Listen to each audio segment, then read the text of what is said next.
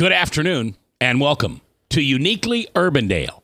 I'm J. Michael Mckoy for the Urbandale Chamber of Commerce, and this is a program in which we bring you, the members of the Urbandale Chamber of Commerce, and talk about your business, what you're passionate about, and most importantly, why you chose to be a member of the Urbandale Chamber of Commerce. My guest right now is Jim Wilwerding. Did I say that right? You did. Whew. All right. And Jim has newheightscounseling.org, which is at 70th and Hickman. And I would recommend that, of course, you go to the website, newheightscounseling.org, and you can check out not only the site, but Jim's business. All right. So you are a counselor. I am a counselor in practice with three other counselors at New Heights Counseling.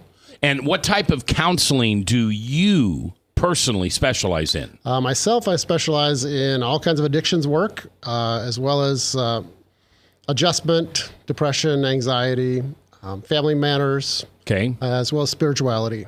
All right. Now, when you say spirituality, what does that mean? Just that rootedness that we have in something bigger than ourselves, or as well as maybe specific faith traditions. Myself, having more of a Christian background, that would be my forte, but other, just people sometimes want to talk about how they relate to the biggerness of life, if you would. Sure.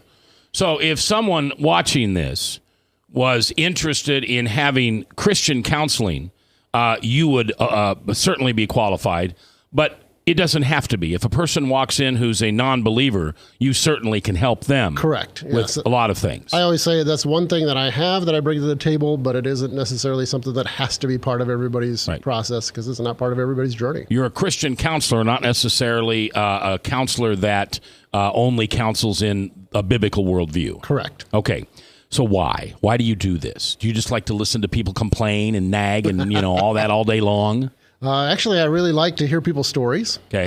Most of it's not complaining and nagging. Most of it is just, our everyday struggles of life and helping people. I always say most of the time it's over a hump, getting from a place of being stuck to a place of being functional and happy, healthy, and whole. Now, Mary, he said he likes to hear stories. Do you have an hour? Boy, could I tell you a story. Now, you said something a minute ago that triggers me. I'm in recovery. Okay. In fact, I have not had a drink in 2004 days. Congratulations. Thank you. I'm just a little over 5 years. And I can tell you that the counseling that I received was the difference between serenity and what we call in the recovery world white knuckling. Correct. What do you think is the key to somebody who's deciding to give up something that is clearly part of their identity? Mm-hmm. Clearly, they're trying to fill a hole that they can't fill any other way. So what are the steps or what are the processes that you begin with to help someone like that? For me, I always start wherever the person is. All of us are on a journey. Some of us may be further along the journey than others, but all of us are on their journey. So meeting that person where they are on that journey to say, okay, what do you need to get from here to whatever the next step is? What's the goal? Yeah. For some people, the next step may just be, how do I get through the next 24 hours without, drinking, using, or going to my addiction? Yeah.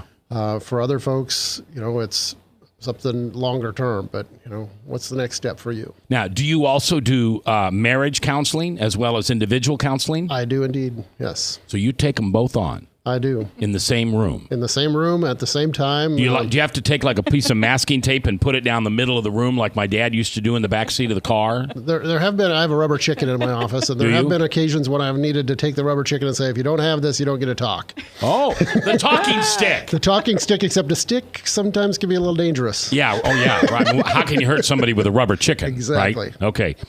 Why did you... No, let me back up. With no names.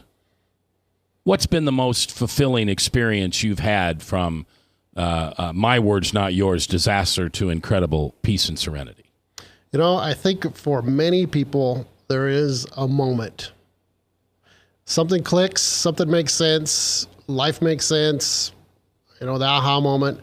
And just for me, the being present to that with somebody. When it goes, it's nothing short of miraculous in my world and humbling and, just to be present in that and, maybe I had a small part in getting them to that point.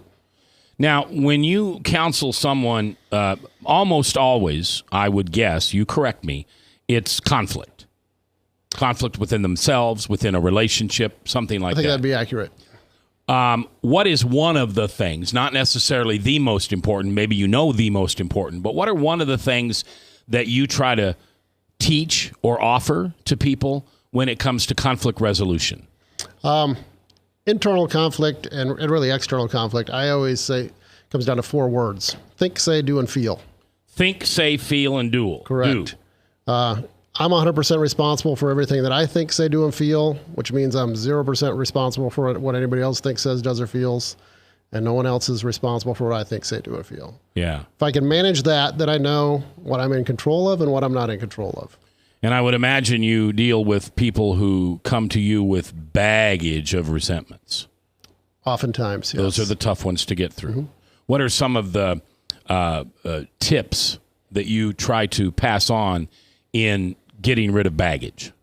Most of baggage comes from I have an unrealistic expectation of the other person, right? I expect them to be someone other than who they are. Yeah, yeah. And so if I can help folks get their expectations in line with reality, then, I don't expect you to be anybody other than you. And, therefore I don't think that you should be something other than or more than or less than or whatever.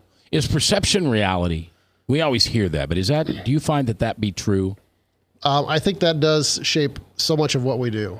Okay. It isn't what happens, it's what I think about what happens, it's how I perceive what happens. Which isn't always necessary true. Not necessarily. I always say if I played the videotaped evidence back, it may not match the way that I remember it, but the way I remember it is the way that I'm going to live it out. Well, thank you.